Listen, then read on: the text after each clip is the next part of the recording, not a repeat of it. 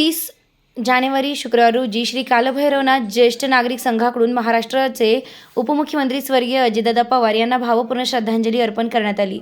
तसेच सप्तशृंगी पतसंस्थेचे चेअरमन रामभाऊ भालेराव यांनी आपल्या शब्दात अजितदादांबद्दल त्यांच्या कार्याबद्दल माहिती दिली। फुले अर्पण करून श्रद्धांजली अर्पण करण्यात आली। त्याप्रसंगी ज्येष्ठ नागरिक संघाचे उपाध्यक्ष रामकृष्ण मामा पवार, रामभाऊ पुरकर, केशवराव जाधव, शंकरराव वक्ते, तुकाराम भालेराव, राजाभाऊ भालेराव, अनिल सलादे, रवींद्र पवार, अलीम पठाण, नारायण मलसाने, बाबूराव मोरे नागरिक उपस्थित होते। निर्भीड ज्योत न्यूजसाठी प्रतिनिधी गणेश खिराडकर, वडनेर, भैरव।